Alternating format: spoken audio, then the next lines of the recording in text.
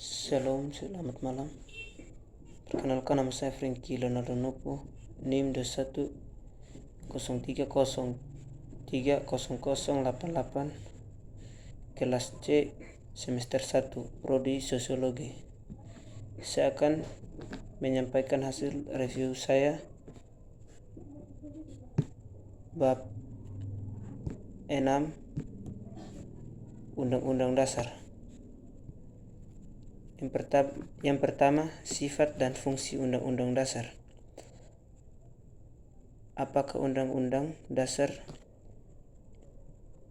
itu? Umumnya dapat dikatakan bahwa undang-undang merupakan suatu peraturan yang menentukan kekuasaan dan tanggung jawab dari berbagai alat kenegaraan. Undang-Undang Dasar juga menentukan batas-batas berbagai pusat kekuasaan itu dan memaparkan hubungan-hubungan di antara mereka. Menurut sejarah hukum E.C.S. White dalam buku Constitutional Law, Undang-Undang Dasar adalah naskah yang memaparkan rangka dan tugas-tugas pokok dari badan-badan pemerintahan suatu negara dan menentukan pokok-pokok cara kerja benda-benda tersebut. Jadi pada pokoknya dasar dari setiap sistem pemerintah diatur dalam suatu undang-undang dasar. Pandangan ini merupakan pandangan yang luas dan yang paling tua dalam perkembangan pemerintahan politik. Dapat dicatat bahwa pada abad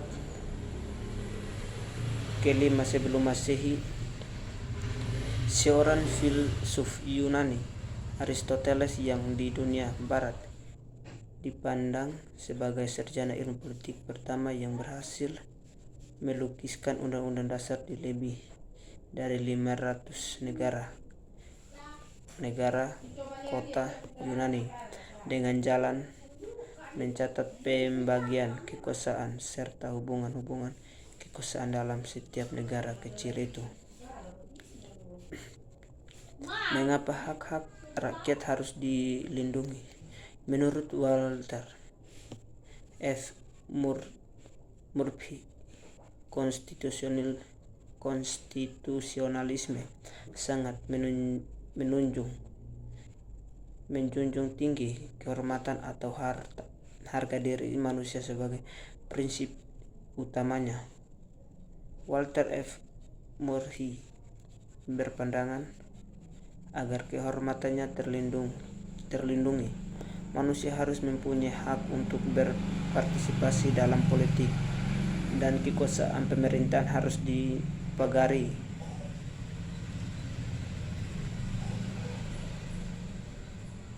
dengan batas-batas yang bersifat subtraktif terhadap apa yang bisa dilakukan oleh pemerintah, sekalipun andai kata pemerintah itu mencerminkan kemauan rakyat secara sempurna. Dengan demikian, jelaskan bahwa Undang-Undang Dasar Komunis mengikuti perkembangan ke arah terbentuknya masyarakat komunis dan diganti setiap kali tercapainya suatu tahap yang lebih maju. Oleh karena itu adalah sukar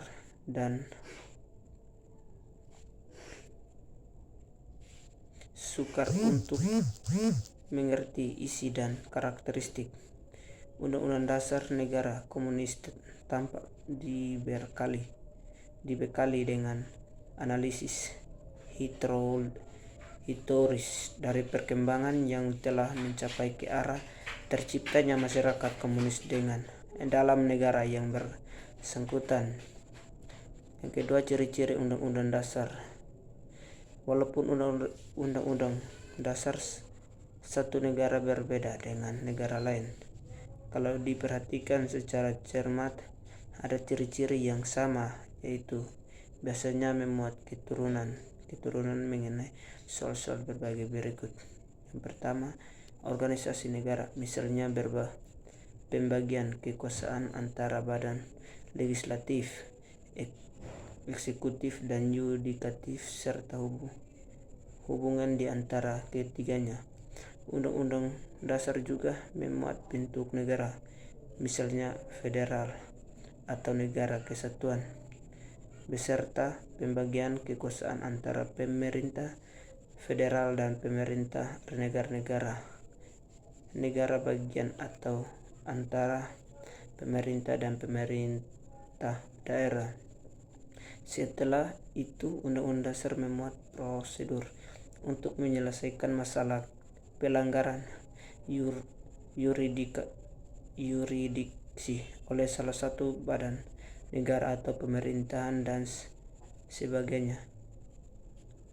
Dalam arti ini, Undang-Undang Dasar mempunyai kedudukan sebagai dokumen legal yang khusus. Yang kedua, hak-hak asasi manusia, biasanya disebut Bill of Rights kalau berbentuk naskah tersendiri. Yang ketiga, prosedur mengubah Undang-Undang Dasar, amandemen.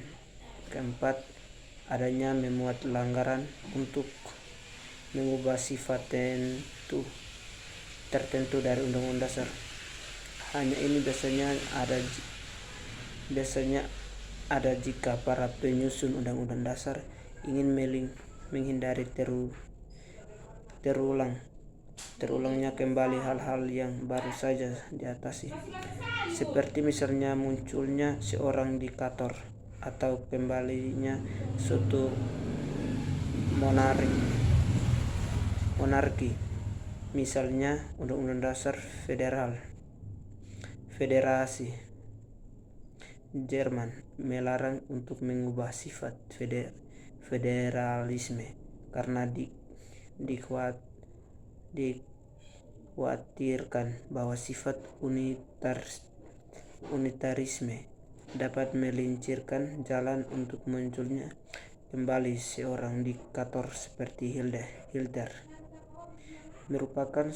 Yang kelima, merupakan aturan hukum yang tertinggi yang mengikat semua warga negara dan lembaga negara tanpa terkecuali.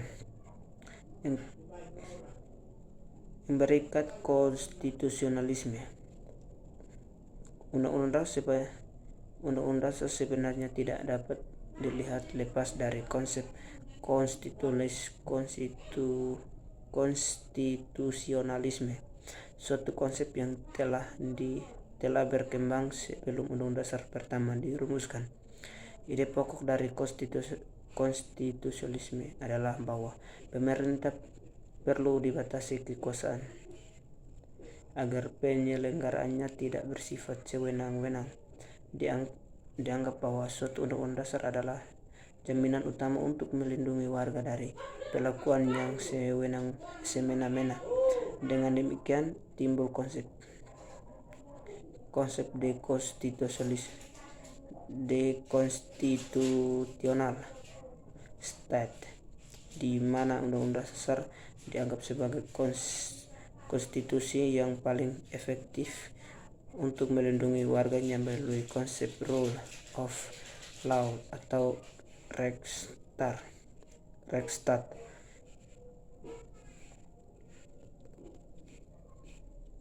Sekian, terima kasih.